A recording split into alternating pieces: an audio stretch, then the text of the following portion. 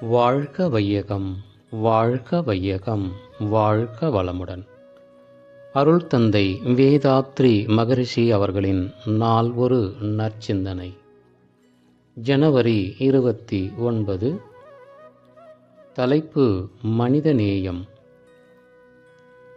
நாம் தெரிந்தோ தெரியாமலோ சில கருத்துக்களை நம் மனதில் பதிய வைத்துக் கொள்கிறோம். நட்புறவை வளர்க்கும் சில கருத்துக்களையும் ஏற்று வருகிறோம்.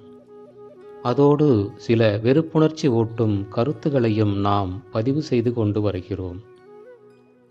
மொத்தத்தில் பார்த்தால் உலகில் நட்புணர்ச்சியை விட வெறுப்பு உணர்ச்சிதான் அதிகமாக காணப்படுகிறது. கட்சிப்பற்று காரணமாக, ஜாதிப்பற்று காரணமாக, நாட்டுப்பற்று காரணமாக, குடும்பப்பற்று காரணமாக வெறுப்புணர்ச்சியே வளர்க்கப்பட்டு வருவதை காண்கிறோம். இந்த வெறுப்புணர்ச்சி பெரிதும் கருத்து வேறுபாடுகள் காரணமாகவே எழக் காண்கிறோம்.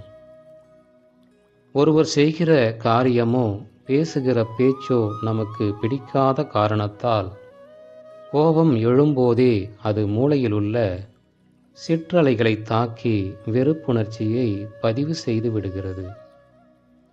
கணவன் மனைவி உறவில் இவ்வித வெறுப்புணர்வு ஏற்பட்டு விடுமானால் அந்த குடும்பத்தில் ஒருபோதும் அமைதி இருக்காது. ஒருவரை ஒருவர் சபித்துக் கொள்வதாகத்தான் இருக்கும். ஆனால் இதை அவர்கள் உணர்ந்து கொள்வதில்லை. இதனால் ஒருவருக்கு ஒருவரும் தமக்கும் தம் குடும்பத்திற்கும் தீமை விளைவித்துக் கொண்டே இருக்கிறார்கள் என்பதை புரிந்து கொள்வதில்லை. மனிதனை மனிதன் நேசிக்க வேண்டும், மதித்து நடக்க வேண்டும். கூடுமானவரை ஒருவரை ஒருவர் எப்போதும் வாழ்க வளமுடன் என்று வாழ்த்திக் கொண்டே இருக்க வேண்டும். அப்போதுதான் நேசம் வளரும், வெறுப்பு நீங்கும், நன்மை ஏற்படும்.